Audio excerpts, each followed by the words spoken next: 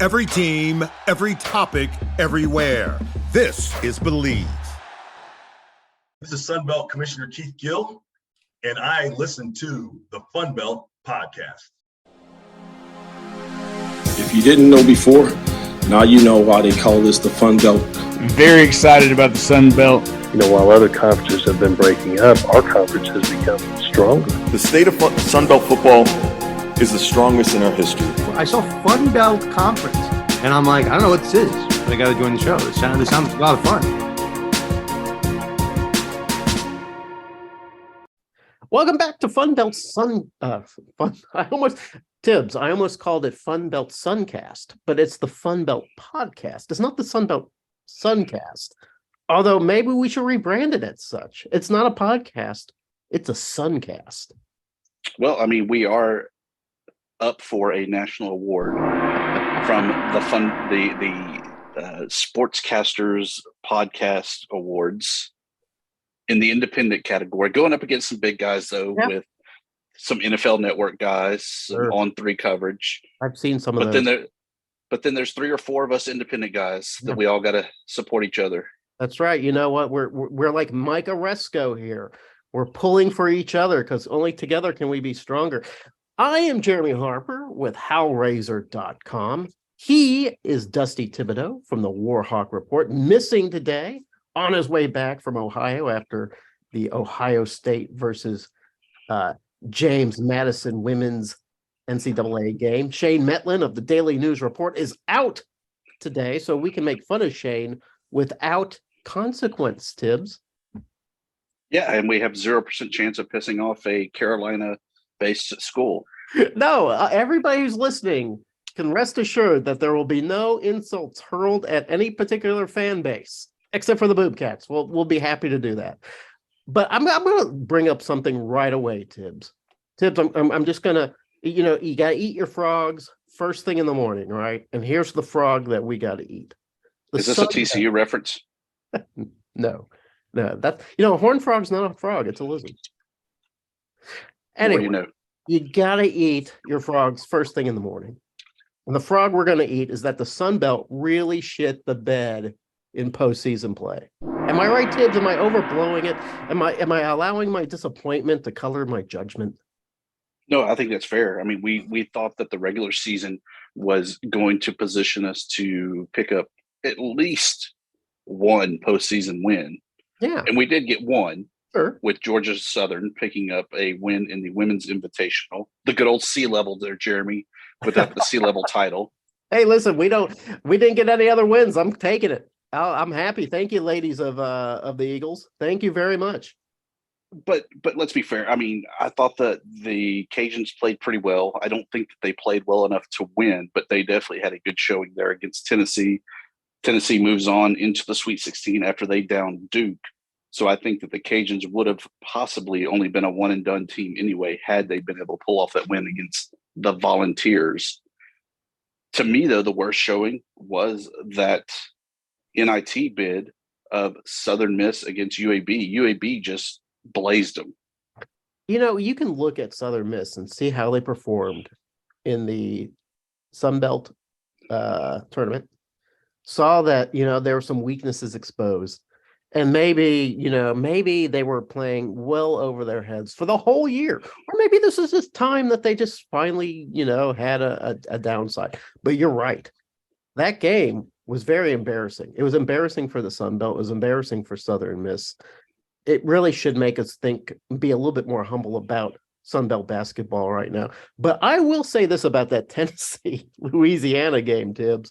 Man, that was like a bumper car game. It was just people smacking into each other, losing possession, hitting bricks. It was a crazy, ugly-ass game. And I thought it was kind of a game that skewed in Louisiana's favor because Louisiana's got some big bodies, especially with Brown out there. I thought maybe they can bang their way to a victory. It got close at the end, didn't work out. Normal Jeremy would say, okay, well, Sunbelt did pretty well. So again, in that one game, let's give them a break. But I'm kind of tired of that tack, Thibs. I'm tired of being like, oh, hey, you played well, you didn't win, but hey, you fought till the end. I'm tired of that. It's time to move on. Yeah, I mean, I did pick the Cajuns, so I was definitely hoping for the good old Raging Cajun victory. It just didn't happen. But now we get to shift focus to baseball, Oh no! where Oh Sun God, Belt Conference no! action has kicked off there.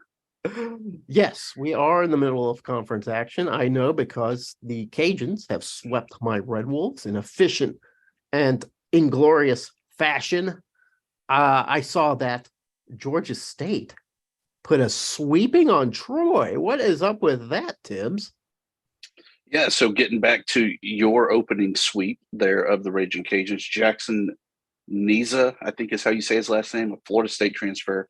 He took a perfect game into the 7th against your Red Wolves. Yeah, How sweet would that have been? No, I mean, when you're already playing for the sweep, you might as well go big and go home. No, I don't think so. No, I don't subscribe to that. Sorry, Tibbs. You're just going to have to come up with another storyline because any team that defeats the Red Wolves, I don't care how spectacular it is, just makes me sad. So you're sad a lot. I am. I've been sad for about 3 years now. Only 3 years? How about 40 plus, Jeremy? How about 40 plus? We've had some times. We've had our moments. Oh, you're talking about the Warhawks. Yes. You should probably be in a clinical state of depression right now. But all right, but who's doing well right now? We got sweeps from Louisiana. We got sweeps from Georgia State. Who else is out there kicking ass, Tibbs? Yeah, that Georgia State game, huge. Troy actually entered the weekend with the number 8 RPI and fell like a rock after that sweep. Texas State, Southern Miss, great matchup straight out of the gates. Texas State claims the series 2-1 after an 8-5 Sunday win. People didn't like Zeke Wood on Saturday, giving a little Mr. Chow to the Eagles. I believe that's the old whack off and spray single that he did there. I saw that. It was funny. They had the video, and the video was like, "Oh, this was preposterous. How dare he do this?" And it took me a while to even figure out what happened. And then I was like, "Oh, that is kind of gross. That's pretty juvenile." Where do you stand on that, Tibbs? I know that if you're in like a rivalry game, which I guess that was kind of, even though Southern Miss new to the conference, it felt like a rivalry game. Is that an appropriate move for a pitcher to do? I liked it. I mean, I think that baseball is definitely a mental sport where you've got to have the advantage to get in the batter, get in the pitcher's head as much as you possibly can. You look at a place, say like Texas A&M, where they start counting the number of balls that you've thrown consecutively in chanting. It messes with the pitcher. Yeah, I think that you really got to play the mind game. I see that. Hey, just slightly off topic. What is the sort of FU jester that you really hate right now? I think it's going to be curbed with the whole pitch clock thing, but the whole cat and mouse of I'm going to step off the mound, then you got to step out of the box, then I got to step off the mound. Yeah, I always hated that way more than I could ever emphasize or relay of how much I hated that. See, I hear what you're saying. That's not quite what I was asking, though. I was asking more like, how when a basketball player makes a big three and he does that baby cradle thing? Mm-hmm. Or remember the big balls gesture that I forget which basketball player did, like Cat Cassell or somebody used to do, where he'd make a big play and he'd walk around stooped over, carrying his big balls down the court. Do you remember those? Yeah, to a degree. Veins, put the ice in my veins thing. Yeah, I don't like any of them. I don't really care. I like the mental aspect of it. So talk your trash, get in their heads, and ensure that your team has the advantage every which way. Maybe I just wish there was a bigger menu of gestures. Because right now, like the baby cradle one, for instance, seems to be what used way too much. Like, I get it. You can't handle it. But or the archer. The archer. I've seen a lot of that. The ice in the veins seems to have run its course. I don't see that so much, and that's pretty good. But the whack off and spray all over the opposing fan base, that's pretty hardcore from Texas Bobcats, man. When you're owning your opponent, you can do whatever you want. I guess so. And if you don't like it, be better. You know what? That is a stance that I take, Tibbs. If you don't want to be tracked, like remember when, I forget what fan base it was, but one fan base planted a flag in the middle of the football field of the opposing stadium. I think it was Baker Mayfield. Oklahoma. Yeah, Yep. everybody was all outraged. How dare you? I'm like, you just beat the guys, then they won't do that to you. you gotta absorb all the smoke when you lose. That's just part of it. I still remember Terry Bowden of his Auburn days. They were pounding FCS or 1AA opponent UT Chattanooga, a guy that was not even on the roster broke free and late in the fourth quarter for like a 70-yard touchdown. And people asked him after the game, hey, do you think you ran up the score? He goes, no. So you want me to tell a kid that will probably never touch the field at Jordan-Hare Stadium again to just lay down and not score? No. Run, baby, run. You know what? I do, like, every now and then I'll see like some outlandish high school girls basketball game that was 100-5. And to me, that's blowing up the score. There's no really reason to do that. But yeah, if you're even trying not to blow up the score, putting in some kid that's not even on the roster to score a touchdown, what else can you do, Tibbs? It's not like you're putting the A crew out there. Run the offense. Just run the offense. And really, it's just kind of insulting to the other team if you don't put your best out there, right? Like, when you're getting run ruled and they have like a clock that like a what you call a running clock at the end of the game. That's just embarrassing. That's saying you can't even handle yourself. That's like the referee stopping the fight. You can't do it anymore, bud. You can't defend yourself. Unfortunately, I've been a part of a lot of those running clocks. Oh yeah, sure, me too. So have you been Last thing watching? Okay, go ahead, please. We're going to cover up baseball, right? Go ahead. Yeah, last thing I have on baseball, ODU gets a sweep at ULM, leading the conference with a 344 batting average ending the season, and they didn't disappoint, hammering out 7, 15, and 9 runs in the sweep. ODU was that team last season that kind of got snubbed, right? Didn't make the postseason. Yeah, they got bumped for Ole Miss. Might be on a revenge tour, like when you get divorced and you hit the gym and you get that rocking body and you buy the sports car. That might be going on with ODU right now. Revenge. I've never been divorced. Yeah, I don't know. I've heard about. Me too. I'm a loyal married man. Yeah, going to be. By the way, my anniversary is tomorrow. 24 years of wedding bliss. Congratulations. Thank you. Later this year will be 23 for me. Oh, wow. Okay. So we're long timers, man. We're pros. Yeah, we know what it takes to make the ladies happy. or content enough to not leave us. That's right. I always have to put down like a bullet point list of things to keep her with me so she can review them and go, all right, well, guess we'll do that. But anyway, have you been watching the NCAA tournament? I have as much as I possibly can with the travels, and also some of us, Jeremy, have to work for a living during the week. And so I did not get to watch all day Thursday and Friday as much as I would like. Yeah, I work from home, so it makes it easy for me to sort of sneak over to the TV, laptop in my lap, and sort of watch these games. And I actually have been pretty entertained. I fill out a bracket like a lot of people, and I fill it out, as smartly as I can. But even if it hurts my bracket, I will root for the underdog. Like anytime. Like Fairleigh Dickinson ruining everybody's brackets, great. Loved it. Furman winning, terrific. Princeton winning 2 now, outstanding. I will take those victories and have them disrupt my bracket and just have the joy of them beating these blue blood programs any day of the week, Tibbs. Are you with me on this? Most definitely. I love the underdog, especially when it comes to March Madness. Yes. Bracket be damned. If you got a double digit, especially, I am pulling hard for you. Yeah, and it's been kind of outstanding basketball. Yeah, go ahead. How great is that Fairleigh Dickinson, though? They didn't even win their conference tournament because the other team was ineligible to advance. So they got the automatic bid. and now one of 2 ever 16 seeds to win a game. Absolutely outstanding. From what I understood, the shortest team in the field, playing against statistically the tallest team in the field. And those Giants didn't know what to do with those guys. It was like, oh my God, they're too small. We can't get them. That 7'4" center that they got at Purdue seemed helpless. Could not get a rebound. It's just awesome to see something like that happen. Now you'll hear some go, oh, well, everybody wants to see the big wigs play. I think it sucks that these number ones are out. That's ridiculous.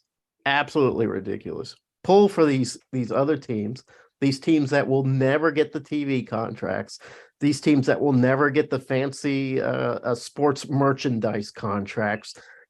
Give these guys their due when they come out and put on their big boy pants and stomp these blue bloods. I am all for that. Now, is Princeton a blue blood?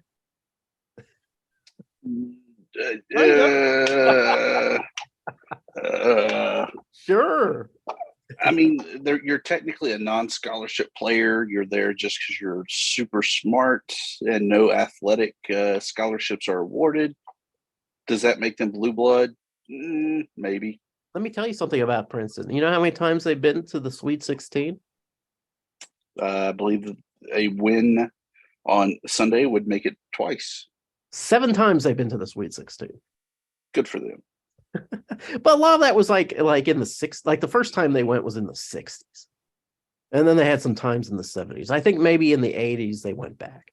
But yeah, the Ivy League going into the Sweet 16, that's pretty good. You're right. Are they non-scholarship players? Do you know that for sure? Ivy League is, yeah. Okay, I didn't know that. I just assumed that they had Division I. I know, like, if you go to Rhodes College in Memphis, that's non-scholarship. They'll find an academic scholarship for you, and they'll kind of say it's your sports scholarship. So there are ways around that. But yeah, so who's your new guy? Who's your team? Who's the team that you're riding right now? I know that we haven't quite finished the field of 16 yet. Several games going on tonight. What you got? I definitely got to cheer for the 16 of Fairleigh Dickinson. I mean, I think that's kind of a given. The other team that I really like, Xavier, they're out of Cincinnati. Wow. I also like Arkansas. I think Arkansas has really finally returned to the Arkansas of old that we've seen in the past. And then how can you not cheer for Gonzaga? I mean, they are mid-major, right? No, they're really not. But we'll still claim them since they're winning. Here's my thing about Gonzaga. I keep waiting for the ship to sail on Gonzaga, and now they've been like a perennial grade 8, Sweet 16, even Final Four team. Like what now, for a decade now? Maybe more. Like Wichita State seemed like one of those programs that could kind of fill that role as sort of the outlander program that kind of makes it, but they faded away. UNLV back in the 90s seemed like one of those programs that would have that long time. They didn't. Gonzaga comes in. You think, they might have a couple years. My God, long-lasting powerhouse. How do you become that team? How do you do that? I think it's once you get the ball rolling, it's a hard machine to stop. And they had that initial year where they were an Elite 18, and that really just gained the momentum. Yeah. I think it's interesting already. Somebody had put out on Twitter where they talked about UMBC, who was the other 16 to get the win. Absolutely. The percentage of applications and enrollment and interest in the programs when they won that first ever 16 over one game. I think this is where you see that athletics is the true front porch of the university and where it pays off that investment to it. Now, I don't discount it and don't envy the presidents that have to find that balance of funding between the athletics and academic side. But I really feel like there's enough money in athletics that if you invest there, you'll get your fair share in academics. I agree. It might be when you're in Gonzaga, for instance, and you got a player that's saying, well, I'm thinking about going to UCLA, for instance. All right. UCLA, great basketball history, great basketball school, and Gonzaga's there. if you're Gonzaga, you can say, listen, you can go to UCLA and they'll have a baseball team, they'll have a basketball, football out there. They have all this other stuff, and you'll be just a guy on campus. Or you can come to Gonzaga, where we compete for a national title in basketball every year, and we're the only game in town. There's not a football team that's going to take your thunder, or some sort of, like a hockey team or anything like that. You are the man. I think that's a pretty big selling point. For sure. I mean, look at Alabama. Yeah. I think kind of a bad example this year where they have a good basketball team that over half the nation has picked as a national title for basketball. But, if you're Nick Saban, what's your real selling point? That, you come here, you're going to make it to the NFL, you're going to make your millions of dollars probably here and whenever you sign that NFL contract. Yeah. It's an easy sell. And I think that's kind of where Gonzaga has really made it, and where I really think that a lot of us in the mid-major want to try to make it. Maybe not necessarily with all of the notoriety there that they have, but even just a glimpse of it. Yeah, absolutely. And Alabama doing a really good job in the you don't think of Alabama as a basketball school, but man, I've seen them in action. They certainly look like a basketball school. Those guys are grown men out there. So let's turn the wheel a little bit here. How's the FunBelt PC bracket looking? Well, the last I saw, the man who we are not going to name. I think we got to name him. No, we're not going to name him. All right. We still cannot inflate his ego, even though he is not here among us. All we can say about this guy is that it would be a real insult to certain fan bases to see his name on top of the list. But yeah, he's done incredibly well. But pulling it up as we speak, as we enter the nightcap of the Sunday night games, he's fallen to fifth. So Shane Metlin, he's human like the rest of us. Where are you, Thibs? Yeah, I don't really care to brag about let's where I am. I want to hear it. I am channeling my inner Michael Jordan, and currently sit 23rd in the standings. All right, and then where is Strong Jeremy, Strong Team, whatever I called myself? Yeah, it looks like they kicked you out of the bracket altogether. I was 13th just a few hours ago. I don't know. You are now 12th, but you do have Purdue as your national title. I do. I picked Purdue, and I don't know why I picked Purdue. Let me tell you something about the Big Ten. The Big Ten is going to break your heart every damn time you pick them. Every time. I don't know why. I looked at Purdue. I saw that 7'4" center, and I thought that these guys are going to rumble through. I should have known when UALR beat Purdue like 4 or 5 years ago in the tournament.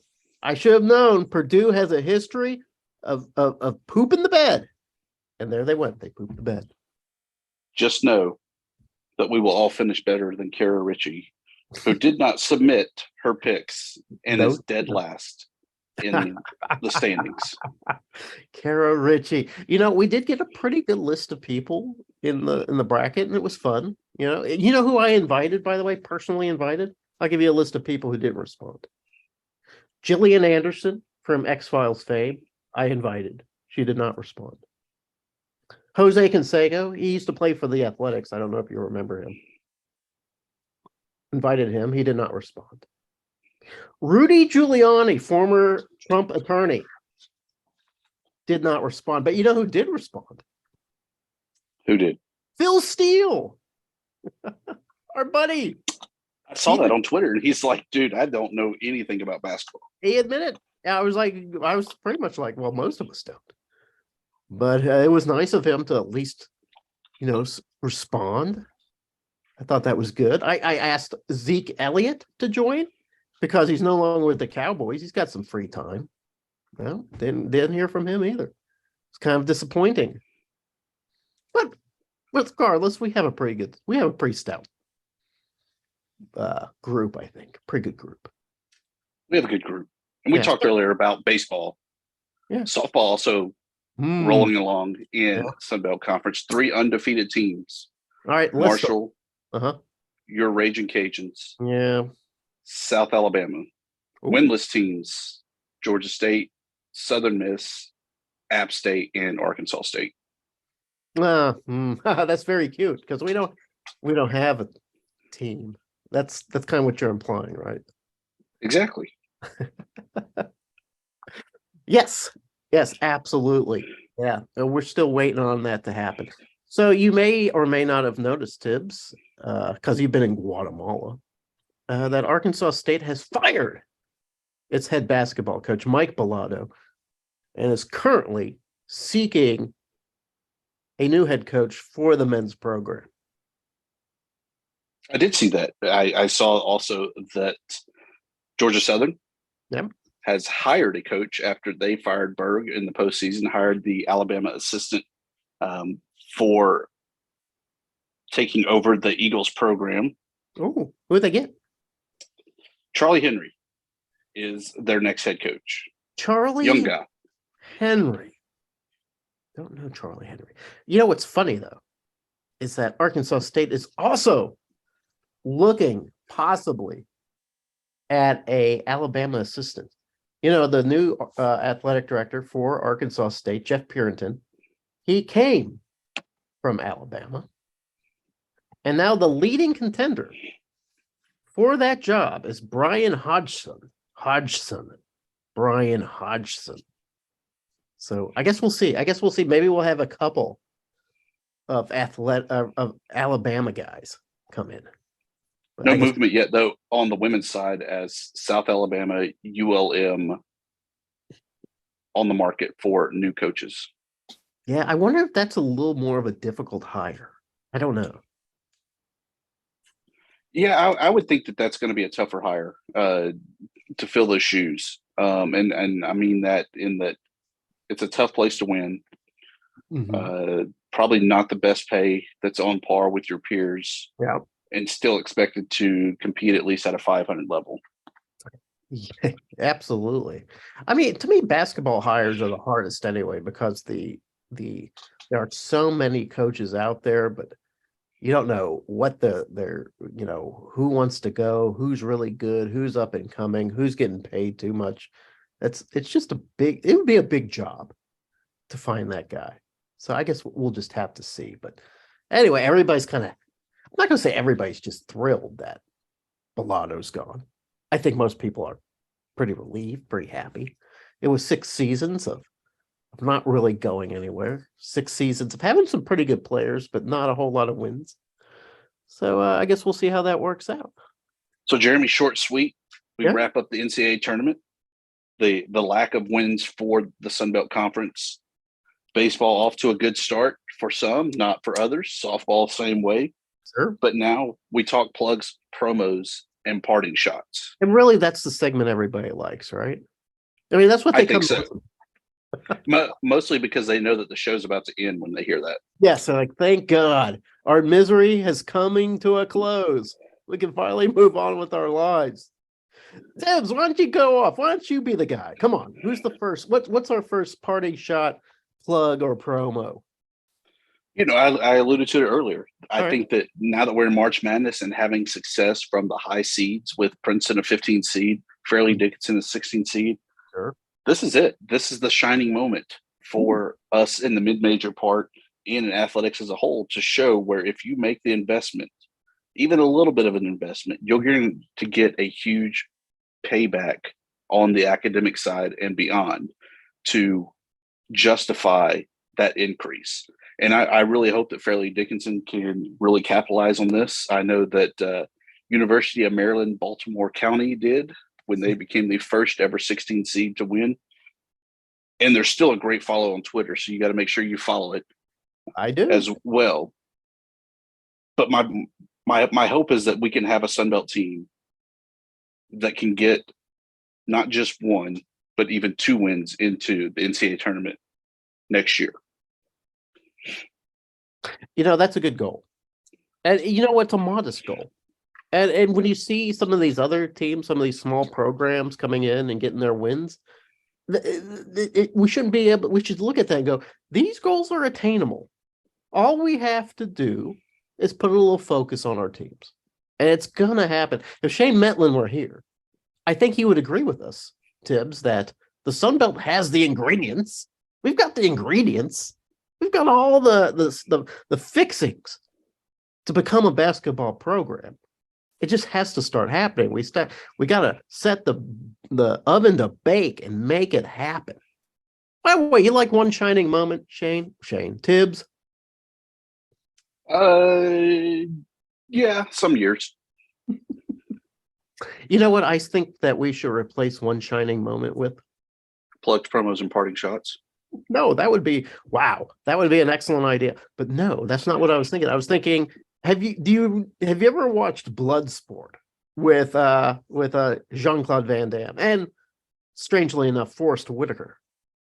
I can't say that I have.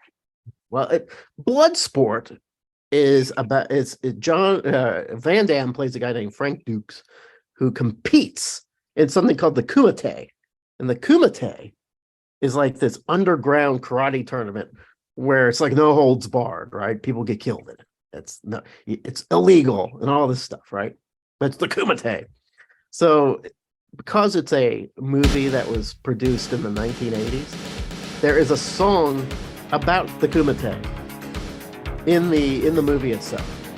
And it goes, Kumite, Kumite, Kumite, you gotta fight to survive. Kumite, Kumite. And I think it would be a perfect song for the NCAA tournament. Well, it was a good run while we were up for our national award, and our 3 listeners that we have every week. I apologize for Jeremy's Kumite, singing. Kumite. I'm telling you, you go ahead, you go on to Apple Music, you download this song, and it will become the song of your life. But that's not even my parting shot or plug or promo. That was just bonus for you, Tibbs.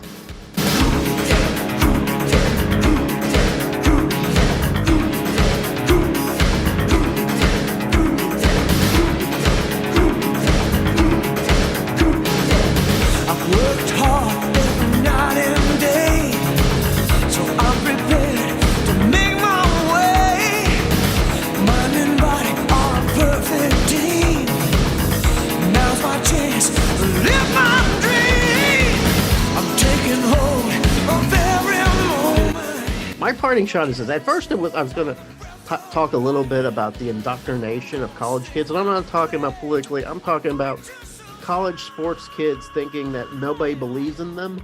You know, like when Georgia kid comes out and says, "Yeah, we do the most with barely nothing." You know, I get a little tired of those guys because they drive me crazy. But I thought that's not a good parting shot. How about this? Here's a parting shot that's a little more near and dear to my heart. Last year, we had 2 guys transfer from Arkansas State University. A guy named Desi Sills, who went to Kansas State. And a guy named Norchad Omier, who went to Miami. And now both of those guys, Miami doesn't play until later tonight. Both those guys are on the cusp of both being in the Sweet 16. Sills made it this afternoon with his team beating Kentucky. Miami plays Indiana tonight. That'll be a great game. Wouldn't be surprised to see Miami move forward. And for Arkansas State fans, that is something that we call what might have been. If only those guys had stuck around. Would Arkansas State's fortunes be any different? Probably. We'd probably be a better team. Would we have gone to the NCAA tournament, let alone win a game in the tournament? I don't know. Probably not. I don't know. But man, it hurts to see these guys that you watched on the court and they wore your colors and then they move on and they get better. And that's an indictment not on them. Those kids, good for those kids. They got the NIL money, the playing time, the prestige, the lights. That's great. They did what they're supposed to do. It's on us, Arkansas State. We should be able to hold on to those kids and turn them into stars just as well as anybody else. And that's how I'm going to close. That's my parting shot, Tibbs. 2 out of 10 stars, would not recommend. My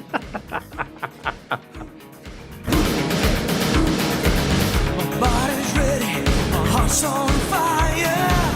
I'm gonna push you over the wire. Perfect timing,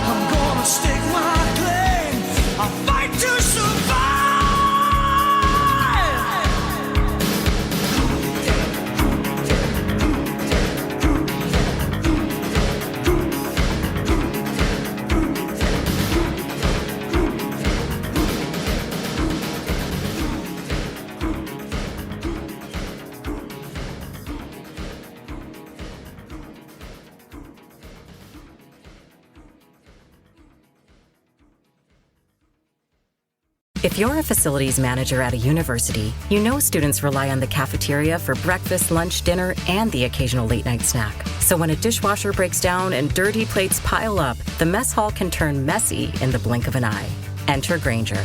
With over 1 million industrial-grade products and fast delivery, the product you need now is never far away. So you can turn that dishwasher back into a lean, clean washing machine. Call, click Grainger.com, or just stop by. Grainger, for the ones who get it done.